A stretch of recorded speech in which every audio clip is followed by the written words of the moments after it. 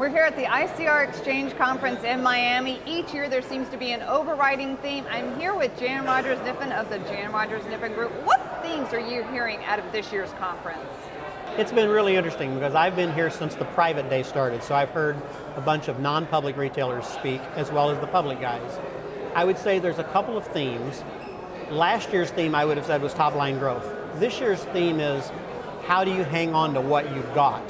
And it's been very interesting, especially among the private guys, how much they're focused on how they're going to use some kind of social environment network to get people to be more responsive to their product, to get people that are thought leaders to tell people who are following their thoughts their product is the one they should be buying. So there's a big focus on that.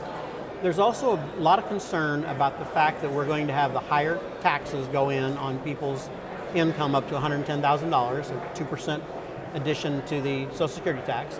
And so people are concerned that we'll see customers react to that as they get their paychecks, which they just started getting last week.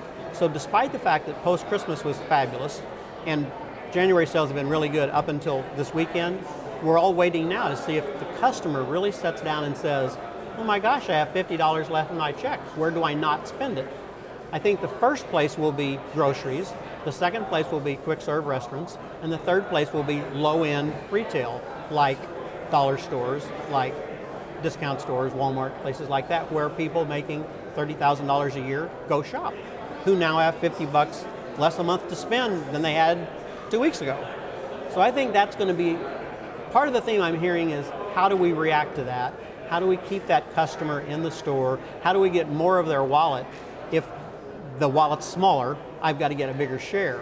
So rather than talk about growing the top line and how they're going to have much better business because of the lower input prices that came through last year and how they're going to have expanded gross margins, they're also talking about how they're going to hang on to the gross margin they've got despite a consumer that they think will be a little strapped at least in the first half of the year.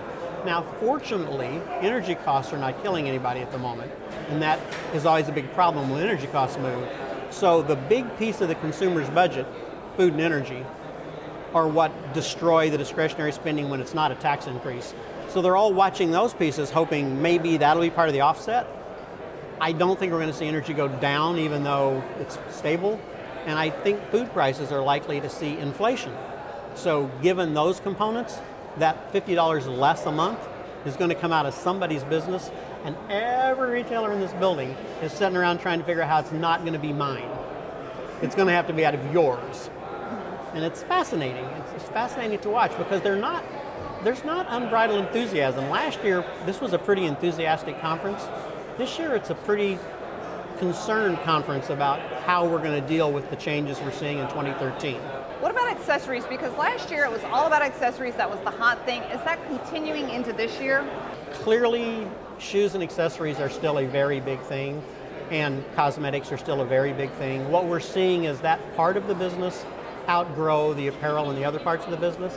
I personally think we're going to see a transition into the apparel side this year, and there's more excitement here about apparel than I've heard in a while.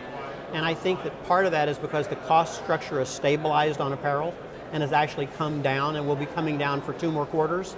And I think that allows that retailer to give you a little better deal on your apparel, and they're not getting those breaks actually on the cosmetics and accessory side of the business. So I think we're going to see a little bit of a shift. We saw a little bit of a shift last year. I think we'll see more of a shift this year. Okay, so it sounds like for investors, they need to shy away from the working poor type names and go more towards the apparel type names. I would say you have to be cautious of companies. Now, a lot of them have already taken hits, right? But you have to be cautious of companies that have to sell to people making less than 60 grand a year. Okay. And because there's going to be a big hit for that consumer's discretionary income. And you have to be at least open to investing in people who are doing more in apparel and a little less in accessories than last year.